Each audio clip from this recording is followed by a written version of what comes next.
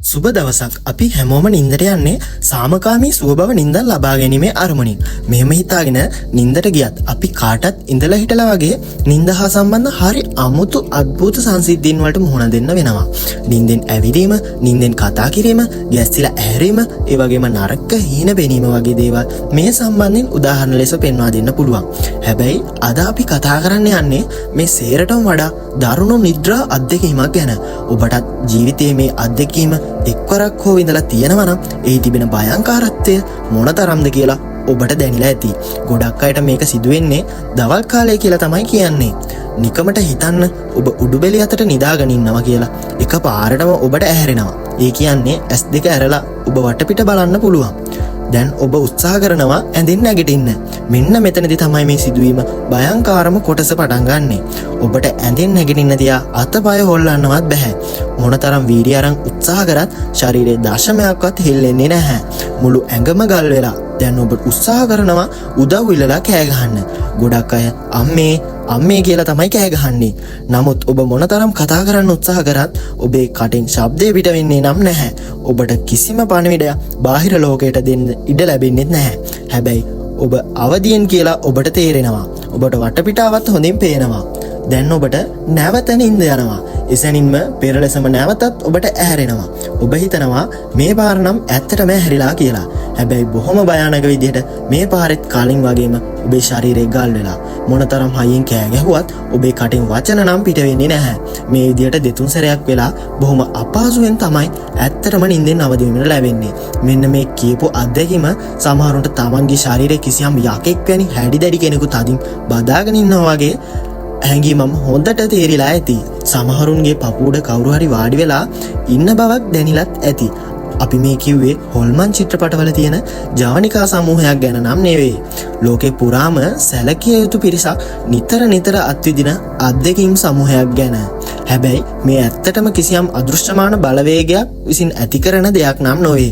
පෙරදිග නිදි ආබාධය නැත්තම් ස්ලීප් පැරලයිසිස් කියලා හඳුන්වන මේ තත්ත්වය නිින්දෙන් ඇහැරෙනකොට ඇතිවන తాවකාලික අංශභාගික තත්ත්වයක් බවයි විද්‍යාඥයන් පැහැදිලි කරන්නේ. අපේ මොළය නිින්දේ තිබිලා ක්‍රමක්‍රමයෙන් අවදි වෙන කාල සීමාවෙදී තමයි මේක සිද්ධ වෙන්නේ. විද්‍යාත්මකව බැලුවොත් මේක ඇත්තටම අපි වචනින් විස්තර කරාට වඩා අතිශයින්ම බියකරු අත්දැකීමක්.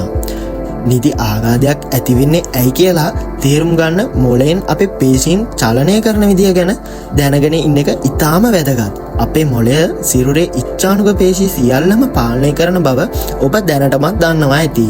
ඉච්ඡානුක පේශී කියලා කියන්නේ අපිට අවශ්‍ය වෙලාවට චලනය කරන්න පුළුවන් පේශී. අතපය සහ මූණේ පේශී ආදිය අවශ්‍ය වෙලාවට චලනය කරන්න පුළුවන්. මොළේ සිට ස්නායු පද්ධතිය හරහා යවන සංඥා පේශී වලට ගිහින් එහි විද්‍යුත් වෙනස් වීම සිදුවීම තමයි මේ හැකියාවට හේතු වෙන්නේ. අපේ මොළයට සිරුරේ ඇතැම් අභ්‍යන්තර අවයවවල පේශී චලනය කරන්න ඇත්තටම හැකියාවක් නැහැ. ඒවා තමා අපි අනිච්ඡානුක පේශී කියලා හඳුන්වන්නේ. අපි නිින්දට යන විට සිද්ධ වෙන්නේ මේ විදිහට සිරුරේ තියෙන ඉච්ඡානුක පේශී සියල්ලම වාගේ අක්‍රිය වීමයි. ඒ වගේම අපේ ස්නායුක සංවේදන තරමක් අඩපණ තත්වයකටපත් වෙනවා. නිින්දට ගිහින් තියෙන ප්‍රමාණය මත මේ අඩපණ වීමත් ක්‍රමයෙන් වෙනස් වෙනවා. මේ නිසා යාන්ත්‍රමින් නිින්ද ගිහින් ඉන්න කෙනෙක්ට කුඩා ශබ්දයක්, සාමාන්‍ය ආලෝකයක්, සුළු ස්පර්ශයක් වගේ දෙකින් උනත් ඉක්මනින්ම ඇහැරෙන්න පුළුවන්. නමුත් තදට නිින්ද ගිහින් තියෙන අයෙක්ට ඇහැරවන්න ඊට වඩා වැඩි ශබ්දයක්, ආලෝකයක්, හරි චලනයක් හරි දැනෙන්න අවශ්‍යයි. මේ අඩපණ වන ප්‍රමාණය ජීවන රටා, ජානමය ලක්ෂණ වගේම නිින්දට යන්න කලින් දවස ගත කරපු විදිහත් වෙනස් වෙන්න පුළුවන්. තද නිින්ද කියලා අපි හඳුන්වන තත්වයේදී සිරුරේ හැම සංවේදනයක්ම දුර්වලයි වගේම ඉච්ඡානුක පේශී සියල්ලම වාගේ අක්‍රිය තත්වයේ තමයි තියෙන්නේ. නමුත් අපේ ඇස්වල හරිම අසාමාන්‍ය හැසිරීමක් දැක ගන්න පුළුවන්. තද නිින්දට පත්වීමත් එක්ක අපේ ඇස් එහා මෙහා චලනය වෙන්න පටන් ගන්නවා. මෙය හඳුන්වන්නේ වේගයෙන් ඇස් චලනය වන නිින්ද කියන අදහස පවතින rapid eye movement යන නමින්. බොහෝ විට එහි මුල් අකුරු එකතු කර REM සියලුම ඉච්ඡානුක පේශීන් අක්‍රිය වන නිසා සිහින දකින විට මොළයෙන් නිකුත් වන විද්‍යුත් සංඥා අපේ ඇස්වල පේශී වලට එකතු වීම ඇස් වේගයෙන් චලනය කරන්න හේතු වන බවයි පැවසෙන්නේ. ඉතින් අපි ඒ කතා කරේ මොළය නින්දේදී ක්‍රියා කරන ආකාරය පිළිබඳවයි.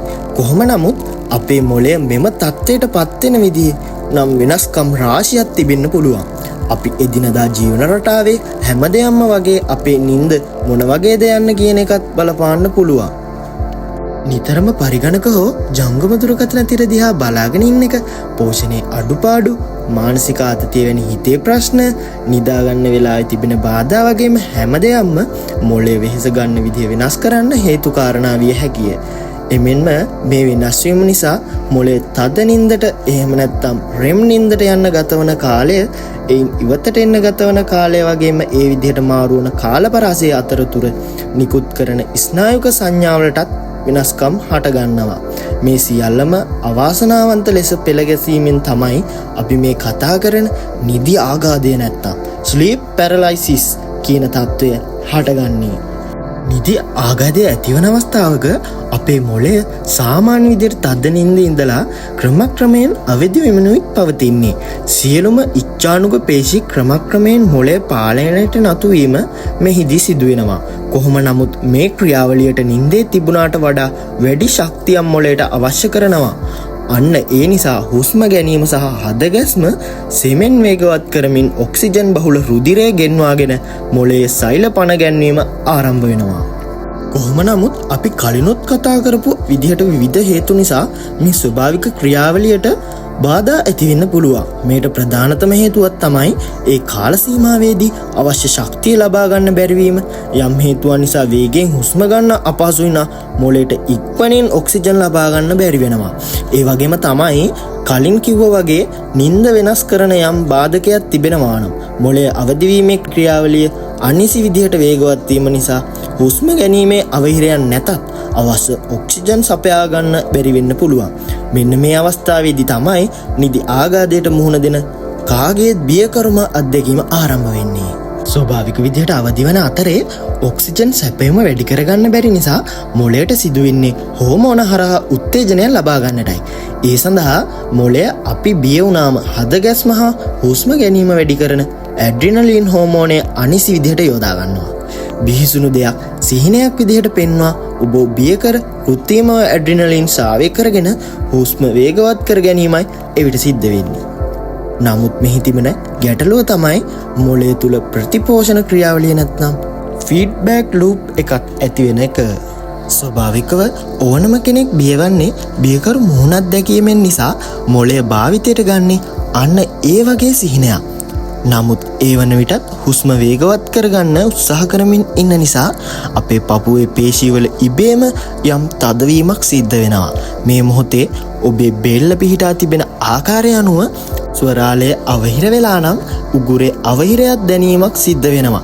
මේ සංවේදන දෙකම අපේ මොළයට ආපහු ගේන්න අදාළ බිහිසුණු මුහුණ සහිත ජීවියා අපේ පපුව උඩ වාඩි වී සිටිනවා හෝ බෙල්ල සිර කරන්න උත්සාහ කරනවා වගේ සිහිනෙන් පේන්න ගන්නවා. මොළය පෙන්වන දේ එයින්ම ඇතිවන විවිධ සංවේදන නිසා ප්‍රතිපෝෂණය වන එක. එහෙම නැත්තම් ෆීඩ්බැක් එක නිසා තමයි නිදි ආඝාතය අවස්ථාවේ බියකරු මුහුණට අමතරව යක්ෂයෙක් පපුවේ වාඩි වෙලා බෙල්ල හිර කරනවා වගේ දේවල් පේන්න ගන්නේ. ඒ අවස්ථාව වන විට ඇත්තටම ඔබේ මොළයට ඊටම ළඟින් පිහිටා ඇති ඇස්වල පේශි ක්‍රියාකාරී තත්ත්වයට පත් වෙලයි තියෙන්නේ. මේ නිසා සැබෑවටම ඇස් දෙක හැරලා බැලුවම බිහිසුණු සතෙක් ඉන්න බවත් මොළයට සංවේදනය වෙනවා. සමහර විට ඇස් වගේම මොළයට ළඟින් ඇති කන්වල සංවේදනත් දැනෙන්න ගන්නවා.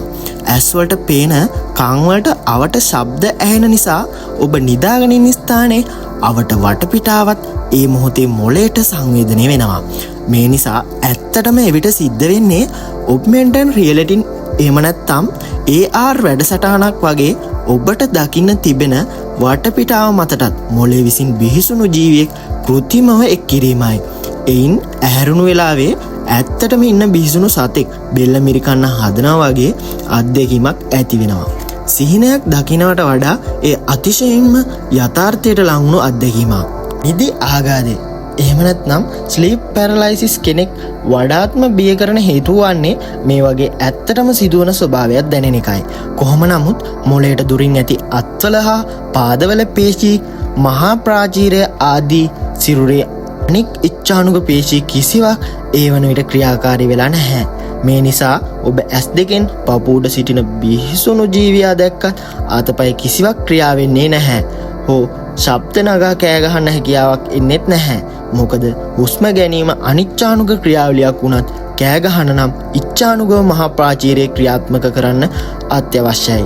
තප්පර කිහිපයක් පුරාවට මේ විදිහට අතපය කිසිවක් ක්‍රියා කරන්නේ නැතිව කෑ ගහන්න බැරිව පපුව උඩ සිටින කිසුණු යක්ෂයා බෙල්ල හිර කරන දිහා බලාගෙන ඉන්න ඔබට සිද්ධ වෙනවා. ඒක සිහිනයක් නම් නොවේ.